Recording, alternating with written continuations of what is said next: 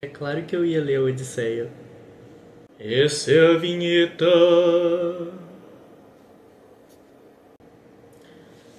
Depois de ter lido a Ilíada e ter tido uma experiência tão boa, ficou quase impossível para mim não ler também a Odisseia de Homero. E eu já tinha tido contato com essa obra na infância, quando eu li uma adaptação feita pela Ruth Rocha, que foi bastante popular aqui no Brasil também. E quando eu era criança eu gostava muito de assistir um filme de animação que passava em algum canal da TV, que também contava as aventuras de Odisseu. Depois que eu li na infância essa adaptação da Ruth Rocha, eu comecei já a perceber que essa história havia influenciado várias histórias de filmes e desenhos e várias coisas que eu assistia.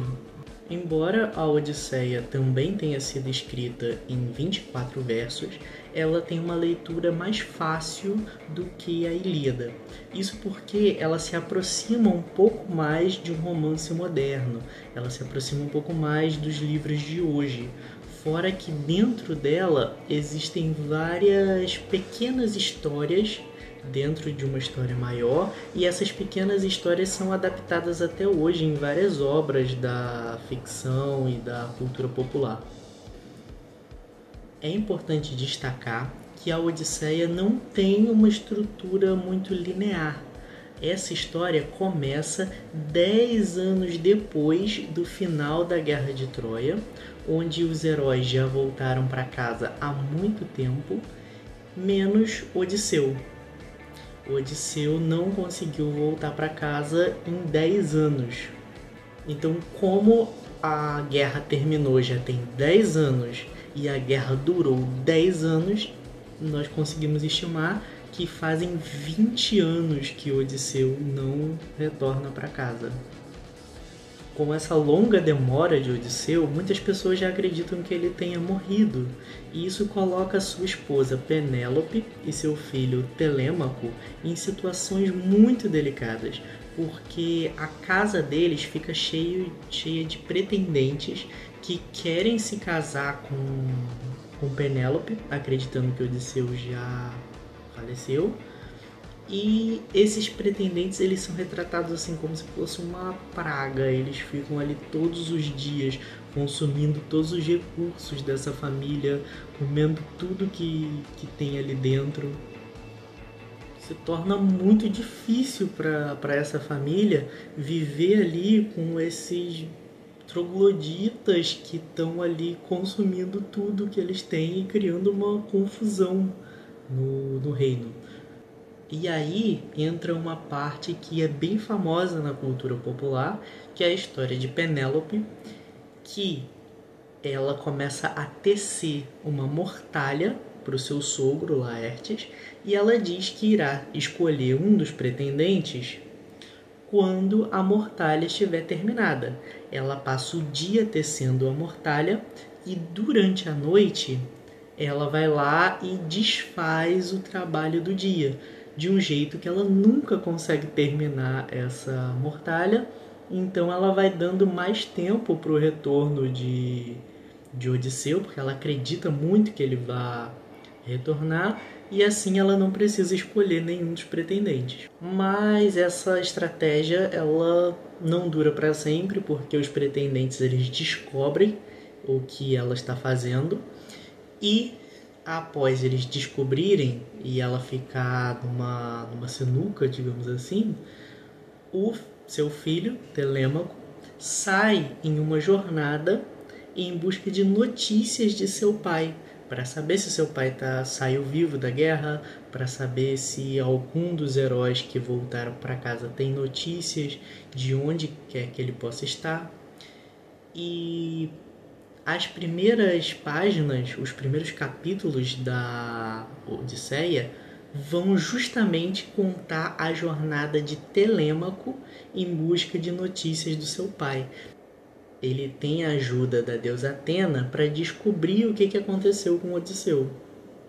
Essa primeira parte do livro é chamada de Telemaquia, e ela vai narrar a ida de Telêmaco até Nestor e Menelau, que sobreviveram à Guerra de Troia, em busca dessas notícias de seu pai. No canto 5 é que finalmente nós vamos encontrar o protagonista dessa história, que é Odisseu. Odisseu ele já está há 7 anos preso na ilha de Ogígia pela ninfa Calipso. Até que, depois desses 7 anos, Zeus ordena que Hermes vá até essa ilha e exija que Calipso liberte Odisseu. E aí é um ponto importante dessa história, porque uma das coisas que Calipso oferece a Odisseu para que ele decida por vontade própria continuar nessa ilha é a imortalidade. Ela fala, se você continuar aqui, se você não for embora, você vai se tornar imortal. Mas Odisseu, ele não quer a imortalidade dos deuses. Ele quer um outro tipo de imortalidade, a imortalidade dos heróis. Os heróis, eles querem que os seus feitos sejam lembrados para sempre. E é isso que Odisseu quer. Ele quer viver suas aventuras e que essas aventuras sejam contadas para sempre pelas pessoas. Depois que ele é liberto por Calipso, ele constrói então uma jangada e vai com essa jangada até a ilha dos Feácios. Lá na ilha dos Feácios ele conhece a princesa Nausica, que leva ele até o palácio do rei dos Feácios, e lá ele começa a fazer o quê? Contar as suas histórias. Ele vai contar pra gente o que aconteceu entre o final da Guerra de Troia até ele chegar na ilha de Ogígia e ser prisioneiro de Calipso. O relato de Odisseu é uma das partes mais fascinantes e também fantasiosas de todo o livro. Ele vai narrar as várias ilhas em que ele passou e as aventuras que ele viveu em cada uma dessas ilhas desde que ele saiu da Guerra de Troia. E são tantas aventuras que fica difícil fazer um resumo assim em um vídeo. Então eu vou destacar uma que para mim é a que mais ajuda na compreensão dessa história. Um dos momentos mais marcantes dessa aventura é quando ele vai para a ilha dos Cíclopes. Lá, ele e seus companheiros de viagem entram na caverna do Cíclope Polifemo. Ficam presos lá dentro da caverna por esse Cíclope. Odisseu, que é conhecido por sua esperteza, sua sagacidade, vai ter a ideia de embebedar o Cíclope. Eles vão dar muito vinho para esse Cíclope. E quando o Cíclope pergunta quem é que está lhe dando esse vinho, ele diz que seu nome é Ninguém. Após embebedar esse Cíclope, Odisseu e seus homens vão cegá-lo, vão furar o único olho do Cíclope para que ele não consiga mais enxergar. Polifemo então vai gritar por ajuda, vai pedir ajuda aos outros Cíclopes, mas quando eles chegam e perguntam o que está acontecendo, quem foi que o machucou, ele responde ninguém. E os outros Cíclopes dizem, bom, se ninguém te machucou, então não tem nada que a gente te ajudar aqui. Quando eles conseguem sair dessa caverna, eles saem da ilha, vão para o navio, e então Odisseu começa a zombar do Cíclope Polifemo. E ele, no desejo do herói de ser lembrado, de ter seu nome lembrado e seus feitos contados, ele revela para o Cíclope o seu verdadeiro nome. Ele fala que o seu nome não é ninguém, que ele é Odisseu, e que foi Odisseu que cegou o Polifemo. E esse foi um grande erro de Odisseu, porque Polifemo é filho do deus Poseidon, e tendo ciência do nome de Odisseu, ele vai pedir ao seu pai que atrapalhe o retorno de Odisseu para casa. E é isso que vai acontecer. Por isso que ele vai passar anos vagando por essas ilhas e perdido no mar, porque Poseidon não vai ajudar o seu retorno para casa. Odisseu passa por vários lugares, ele enfrenta vários desafios, ele visita as terras do rei Eolo, não sei se é bem assim que se fala, que é o Senhor dos Ventos. Depois ele vai para a ilha da feiticeira Circe, que transforma os homens em porcos. Ele vai passar bastante tempo lá nessa ilha junto com Circe, acredito que por volta de 1 ano. Depois, ao sair de lá, ele tem a necessidade de visitar o Hades, que é o submundo dos gregos antigos. E lá no Hades, ele vai ver diversas personalidades famosas da cultura grega e vai reencontrar seus amigos da época da Guerra de Troia. Ele vai reencontrar os falecidos Agamenon e Aquiles. E aí nós ficamos sabendo que lá no submundo, Aquiles e Patroclo continuam juntos. De lá ele continua sua jornada, ele escuta o canto das sereias, amarrado no navio por seus homens. Ele passa por Sila e Caríbides, que são monstros marinhos que comem a tripulação e destroem os barcos. Odisseu é conhecido pela sua astúcia, pela sua sagacidade. Ele tem o favor da deusa Atena, deusa da sabedoria. E ela é um personagem muito presente nesse livro. Ela vai estar sempre junto dele, ajudando para que ele supere esses obstáculos. Ele supera os obstáculos com a ajuda da sua mente. No final dessa narrativa, então, ele chega à ilha onde vivia Calypso, e aí a gente tem uma volta até o momento em que ele estava no palácio do rei dos Feácios, terminando de contar essa história.